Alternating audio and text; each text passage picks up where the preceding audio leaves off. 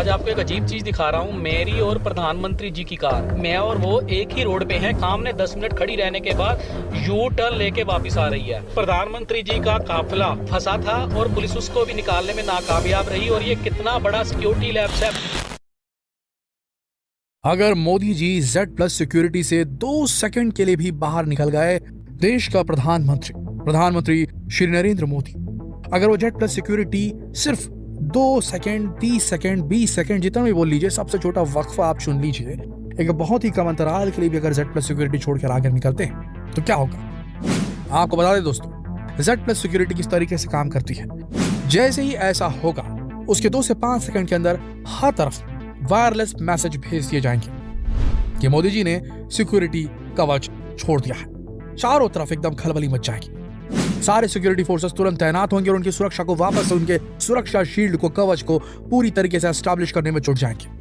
लेकिन सबसे बड़ी बात यह है कि जिस इतने बड़े लोकतांत्रिक देश, दुनिया की सबसे बड़ी डेमोक्रेसी भारत देश के इतने बड़े पद पर आसीन प्रधानमंत्री नरेंद्र मोदी के साथ जो हुआ पंजाब में, वो बेहद आश्चर्यजनक है। क्योंकि जब किसी देश का प्रधानमंत्री किसी जगह पे रैली के लिए जाता है, किसी उद्घाटन के लिए जाता है, कहीं समापन के लिए जाता है, कहीं पर भी जिस किसी भी कार्यक्रम के लिए जाते हैं, वहां पर सादी वर्दी में कब उनके सुरक्षा कर्मी पहुंच जाते हैं, किसी को कानो कान खबर तक नहीं लगती। ऐसी स्थिति में इतनी strong raw research and analysis wing के होने के बावजूद, इतनी बड़ी IB के होने के बावजूद, इतनी बड़ी CBI के होने के बावजूद, इतनी बड़ी SPG सिक्योरिटी सर्विस होने के बावजूद, ऐसा हादसा कैसे हो गया पंजाब में।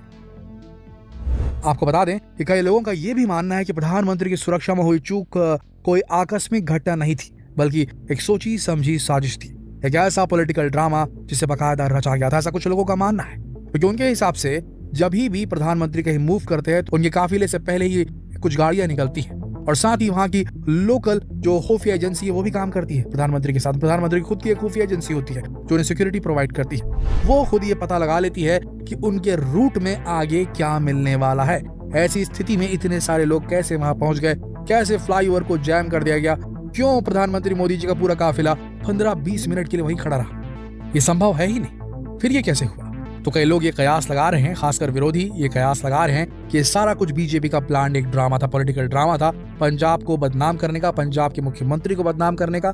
लेकिन ऐसा नहीं है दोस्तों, असलियत कुछ और ही है।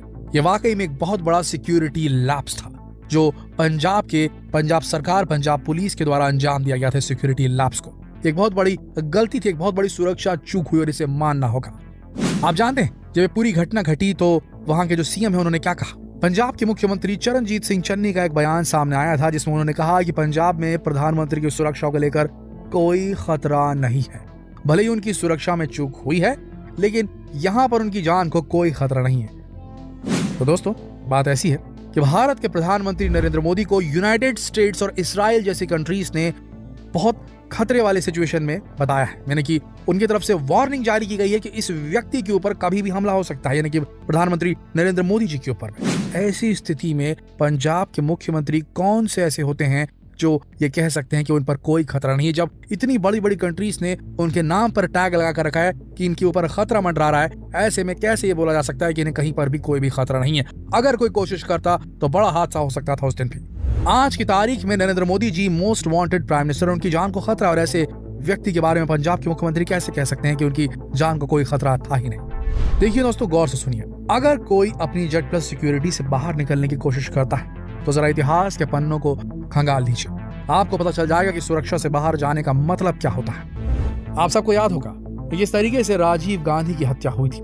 उस समय उनकी सिक्योरिटी एडवाइजर मयान कोडू केलात नारायणन थे।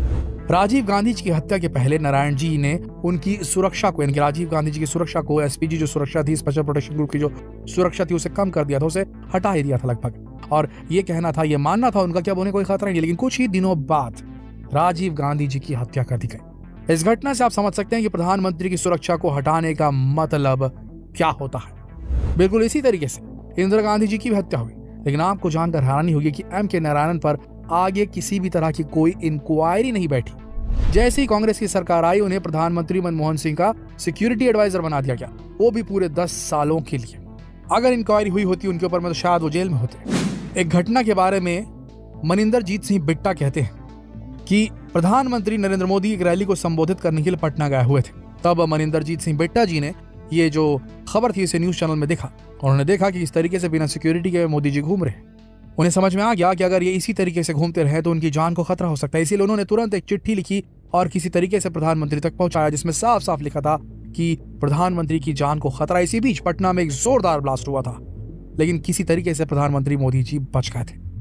दोस्तों, प्रधानमंत्री मोदी जी की सुरक्षा में चूक को लेकर आज बड़े बड़े सवाल खड़े हो रहे हैं। बाकायदा इसकी जांच के लिए एक स्वतंत्र समिति का भी गठन किया गया, जिसे सुप्रीम कोर्ट की रिटायर्ड जज इंदु मल्होत्रा लीड कर रही है। आज ये मामला सुप्रीम कोर्ट तक भी पहुंच गया है। आपको बता दें कि जहां पर पंजाब में प्रधानमंत्री मोदी जी की रैली को संबोधित करने जा रहे थे, वहां से बॉर्डर की दूरी, पाकिस्तान हिंदुस्तान बॉर्डर की दूरी महज 15 से 20 किलोमीटर है। यह बहुत ही संवेदनशील इलाका है।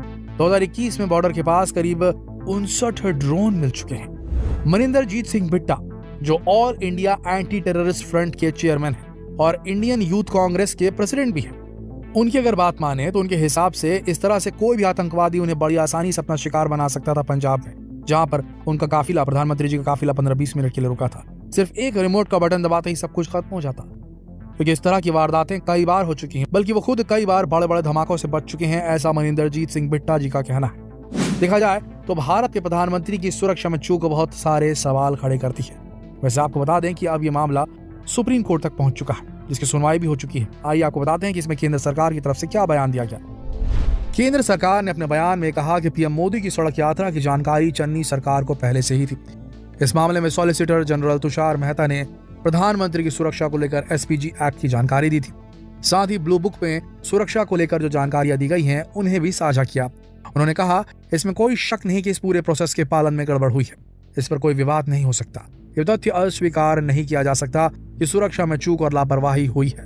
ब्लू बुक में साफ है कि सुरक्षा का इंतजाम राज्य पुलिस महानिदेशक की देखरेख में स्थानीय पुलिस करती है, लेकिन उसके बाद भी उनकी सुरक्षा में चूक हुई है। फिलहाल इस पूरी मामले की जांच सुप्रीम कोर्ट की रिटायर्ड न्यायाधीश इंदु मल्होत्रा के द्वारा की जा रही है, जो कि पूरी तरह से एक स्वतंत्र समिति है।